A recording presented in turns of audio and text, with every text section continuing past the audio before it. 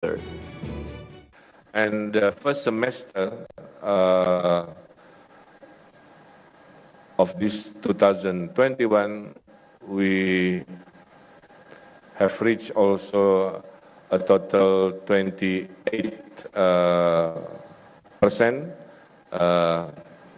investment coming in the manufacturing industry, and I think this is a good sign that we are doing okay. Ya. Triliun sudah ditandatangan, kira-kira sudah dikomitmenkan dari total 700-an triliun yang akan beredar, bersirkulasi sebagai peluang ekonomi di tahun ini. Tapi alhamdulillah yang di acara hari ini hatur lumayan 41 triliun, ini kalau direcehkan penuh ruangan ini ya, itu akan ditandatangani di hari inilah kira-kira. The governor revealed that enterprises are offered to invest in the northern and southern parts of the province, with maritime, tourism and agriculture sectors being open for investment.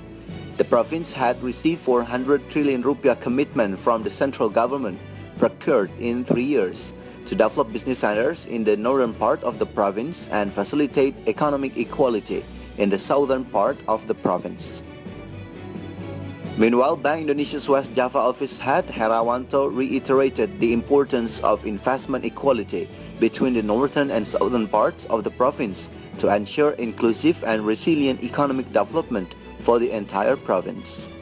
IDX Channel reports. Minister of Investment and Head of BKPM, Bahlil Hadalia, affirmed that West Java is the most attractive Indonesian region in terms of domestic as well as foreign investment. Of the total investment in West Java, 28.2 trillion rupiah is domestic investment and 44.3 trillion is foreign investment. Bahlil said that the achievement is supported by adequate infrastructure in West Java, improved quality of services, and high workers' productivity. Thus, the minister wants to invite more investors to invest in West Java. Meantime, nationally, as of the first half of 2021, the realization of investment has reached 49.7% of the target of 900 trillion rupiah. Kita pada tahun 2021, saya tidak akan berbicara pada tahun 2020 karena sudah lewat. Pada tahun 2021 itu di satu semester itu sudah mencapai sekitar 49%. Dari target 900 triliun, sudah 49,7% selesai, sudah terrealisasi. Seluruh Indonesia, minat investor baik dari dalam maupun luar negeri, itu ternyata ke Jawa Barat lebih besar. Jawa Barat itu untuk PMDN PMA, itu sebesar 72,5 triliun. Dari total 490 triliun yang sudah masuk, kekurangan-kekurangan di sana-sini yang harus kita benahi. As stated by the Deputy Minister of Finance, Wahasil Nazara, the government is currently conceiving an energy transition scheme to replace coal-fired power plants with sustainable and green electric power plants. The government is currently conceiving an energy transition scheme to replace coal-fired power plants with sustainable and green electric power plants, Deputy Minister of Finance Wahasil Nazara stated. Under the Energy Transition Plan, the government can request coal-fired power plant operators to cease power plant operations whilst adhering to contract terms normally inked for a long-term period between the operators and the state electricity company. After fulfilling their obligation to compensate the coal-fired power plant operators affected by the scheme, the government will continue with the next stage to construct renewable energy fuel power plants. The government will employ a blended finance scheme to compensate coal-fired power plants ceasing operations and construct new green energy-based power plants. The Deputy Minister deemed the transition to green and sustainable energy sources as an indispensable step to achieve zero carbon emissions by 2060 or sooner, whilst ensuring properly planned transition to prevent losses to related parties. IDX Channel reports.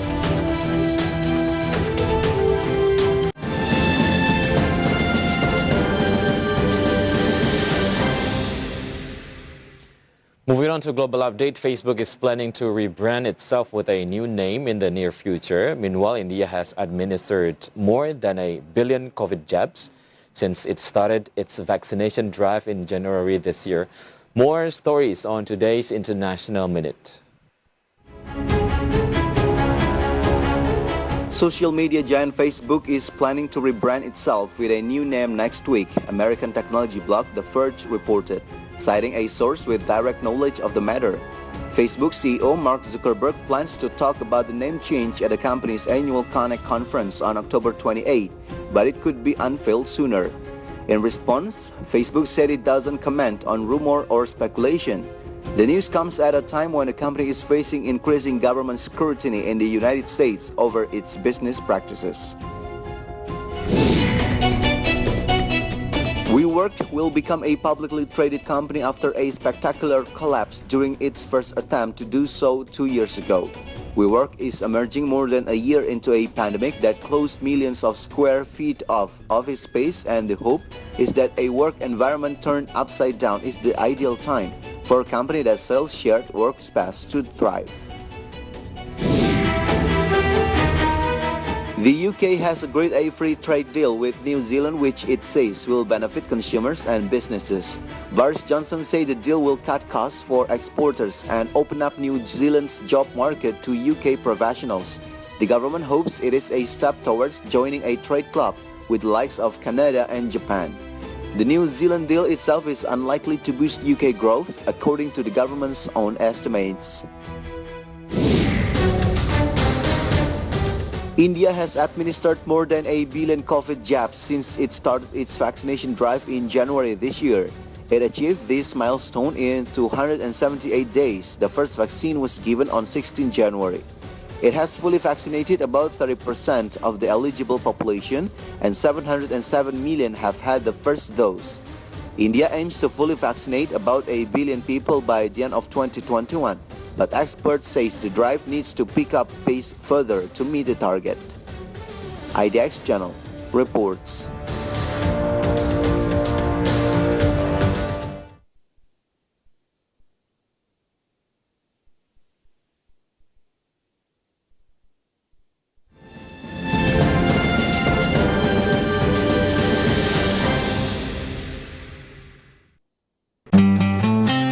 Awalnya nggak langsung yakin, tapi setelah ikut 2 kali acara edukasi Bursa Efek, akhirnya tertarik juga. Karena mudah, saya ajarkan ibu-ibu lain, sampai anak saya juga ikutan. Selesai dagang, saya bawa 100.000 untuk nabung saham. Hasilnya jelas sekali. Yuk kita nabung saham sekarang. Seiring meluasnya cakrawala investasi di tengah pasar saham yang dinamis.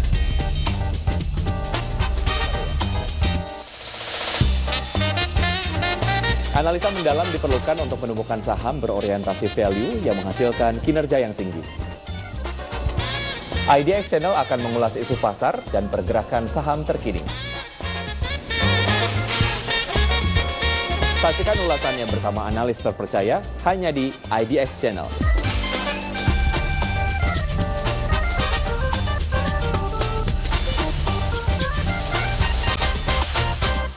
Dilihat dari sektor UMKM nampaknya sudah mulai terasa itu, Mas. Ya, kalau kita lihat dari indikator kredit ya untuk UMKM, ini memang sudah menunjukkan bahwa ekonomi UMKM mulai bertumbuh. Sebanyak 7 bank telah menyetujui restrukturisasi kredit PT Waskita Karya Persero Tbk dengan outstanding sebesar 21,9 triliun rupiah. Pemirsa, Bursa Efek Indonesia mencatat saat ini terdapat 12 emiten yang berencana melakukan buyback saham.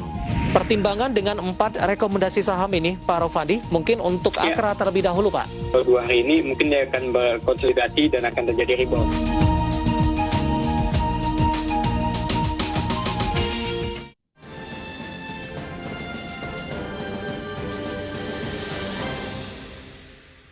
Welcome back. President Joko Widodo has reiterated his commitment to encouraging the switch from fossil energy to new and renewable energy in Indonesia.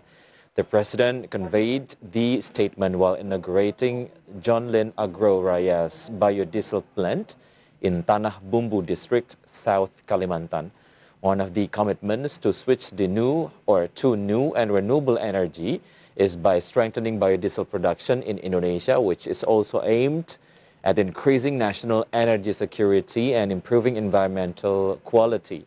Therefore, he lauded John Lynn Group for building a biodiesel plant to industrialize the processing of crude palm oil to biodiesel. Menegaskan kita harus memegang teguh komitmen untuk meninggalkan energi fosil dan beralih ke energi baru terbarukan. Karena itu produksi B30 ini, produksi biodiesel ini harus terus kita tingkatkan dan tahun 2021 ditargetkan kita mampu memproduksi dan menyalurkan 9,2 juta kiloliter. Dan saya minta nanti ini tahun depan juga bisa meningkat lebih. The Transportation Ministry has allowed public transportation providers to add passenger capacity for domestic travel, one of which is airlines that are allowed to carry passengers with 100% capacity.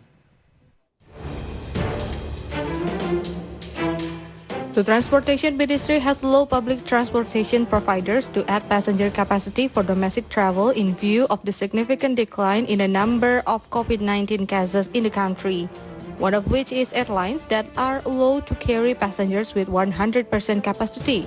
However, airlines are required to leave 3 rows of seat vacant as quarantine areas for passengers exhibiting COVID-19 symptoms. Untuk transportasi udara, kapasitas penumpang saat ini sudah diizinkan lebih dari 70%, seperti ketentuan sebelumnya ya. Namun penyelenggara angkutan udara tetap wajib menyediakan 3 baris kursi yang diperuntukkan sebagai area karantina bagi penumpang yang bergejala. Dengan juga meminta kepada seluruh operator sarana dan prasarana transportasi untuk dapat memberikan sosialisasi kepada calon penumpang agar dapat mengikuti ketentuan yang baru ini. Meanwhile, land transportation in regions enforcing level 3 and 4 of PPKM may operate with a maximum of 70% passenger capacity. In regions applying level 1 and 2 PPKM, the passenger capacity can be raised up to 100%. In addition, the capacity of intercity trains has been kept at 70%, while local urban trains have been allowed to run with a maximum passenger capacity of 50%.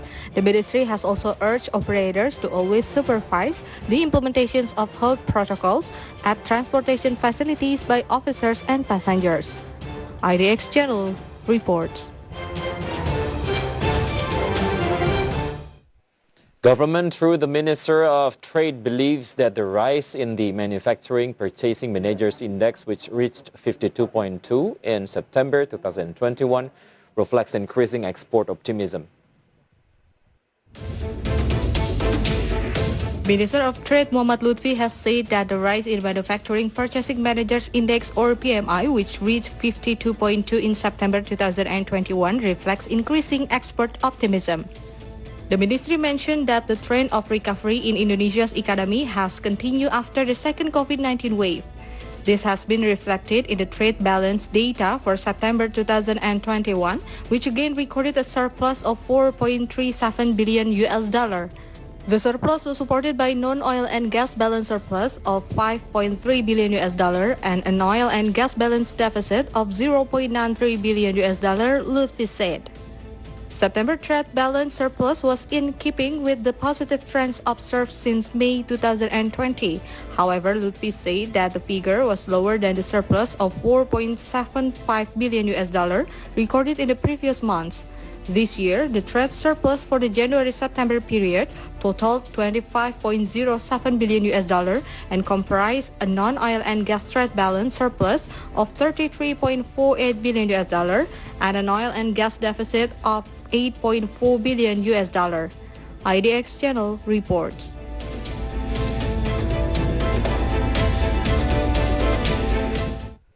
The Energy and Mineral Resources Ministry announced that Indonesia's electricity supply is sufficient to meet current demand and pledged not to raise electricity rates for the next 3 months. Rida Mulyana, Director General of Electricity, ensures that there will be no tariff changes until the end of this year. According to government data, the domestic electricity supply reaches 42.05 gigawatts with a peak load of 37.47 gigawatts. This means that the country has 4.58 gigawatts reserve electricity. Meantime, as of October 18, 2021, 19 regions in Indonesia recorded sufficient electricity supply, with one region, Bangka, recording a deficit and 2 other regions on alert over low electricity supplies. Bangka experienced blackout due to a lack of supply under peak load. Meanwhile, other regions such as Java and Bali, Kalimantan, Papua, up to Sumatra are all able to cover their peak power usage with current power capabilities. Until now, the installed capacity of the power plant has reached 73.8 gigawatts.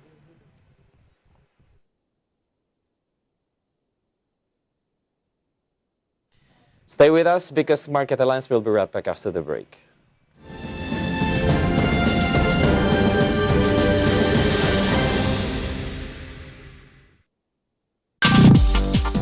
Awali hari Anda dengan beragam informasi bisnis terkini yang kami kemas dalam berita teraktual dan berkualitas. Power Breakfast, informasi terkini seputar ekonomi, bisnis, pasar modal, dan industri kreatif yang dikemas secara ringan.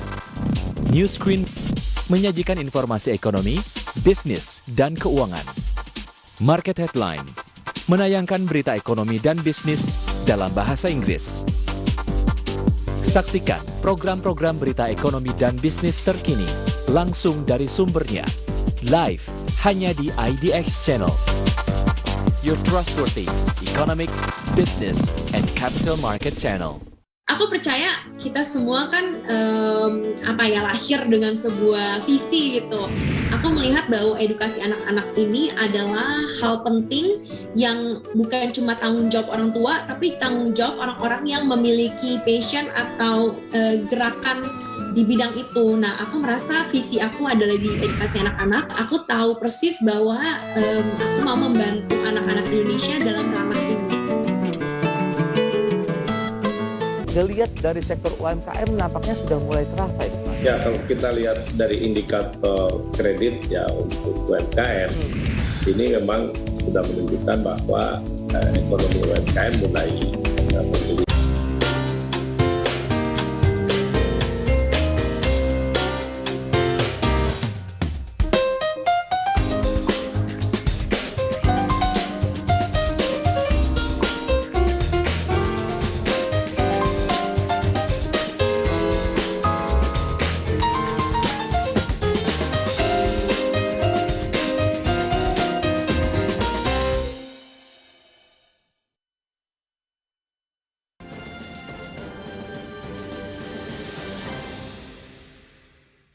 Welcome back. At the Jakarta Campus Index intraday movement earlier today, JCI was open at the level of 6,620.66, and they're approaching the closing time of the first session. The index was on the level of 6,635.96. Then the index was showing strengthening trend by the second session closing time. Index was closed at the level of 6,643.74. In short, JCI went up 0.16%. And next, we're going to see the sectoral movement. Leading the dynamics of today's trading, we got infrastructure as the leader of the strengthening trend that went up 1.17%, and property went up 1.07%. And we got cyclic as the leader of the weakening trend, went down 1.4%, and health went down 1.29%. And moving on to top gainers and top losers, here are the key highlights from today's trading session. Auto went up 1.02% to the level of 14,900 rupiah per share. VCA went up 1.69% to the level of 7,525 rupiah per share. Bank BRI went up 0.92% to the level of 4,400 rupiah per share, and BBNI went up 1.71% to the level of 7,450 rupiah per share.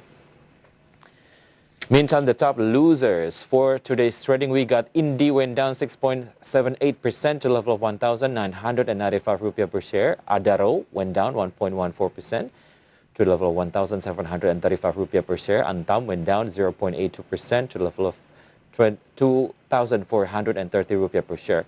MDKA went down 1.23% to the level of 3,210 rupiah per share. And next, we are going to see the intraday movement of rupiah towards US dollar. Opened at the level of 14,133 rupiah, was also showing strengthening trend towards US dollar and was closed at the level of 14,124. In summary, rupiah went up 0.16%.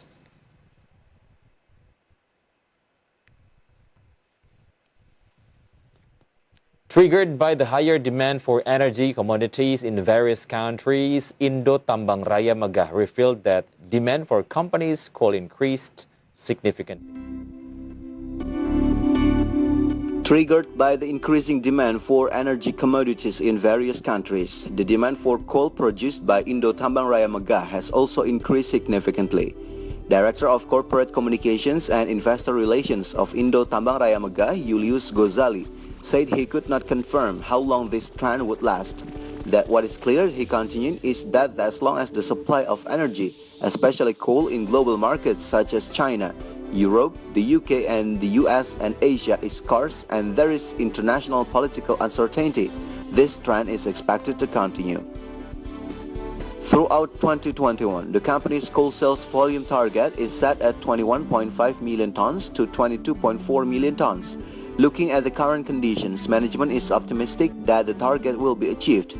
Even so, the company is still worried of heavy rainfall because it can slow down operations at the mine. For previous information, Indo Tambang Raya Megah has sold 9 million tons of coal to various countries in the first semester of 2021.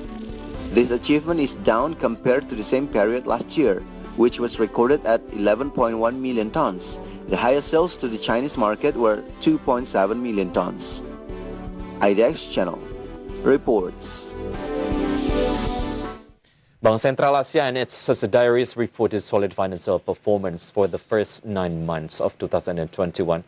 BCA management said the company recorded a net profit of 23.2 trillion rupiah in the first months of 2021, or an increase of 15.8% year-on-year from the same period last year of 20 trillion rupiah. Meanwhile, new lending increased by 13.8% year-on-year, in line with BCA's commitment to support economic recovery. In terms of funding, demand deposits and savings funds also grew 21% until the end of September 2021. The growth in lending was supported by improving demand from the corporate and mortgage segments, where credit in both segments rose 7.1% and 6.5% year-on-year respectively, to reach 269.9 trillion and 95.1 trillion rupiah. In the same period, commercial and SME loans recorded a rebound, rising 1.5% year-on-year to 185.4 trillion rupiah.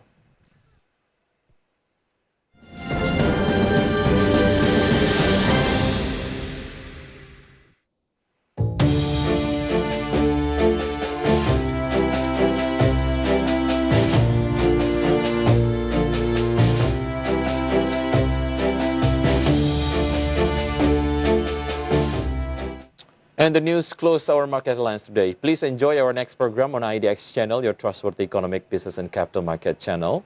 And to prevent the spread of COVID-19, always wear a face mask and get vaccinated immediately. Masks have been shown to reduce the risk of transmission of 80%, while vaccines minimize the risk of death by 73%. So let's wear a mask and get vaccinated, because masks and vaccines keep us healthy and happy. I'm Wicky Adrian. Have a nice evening and stay safe.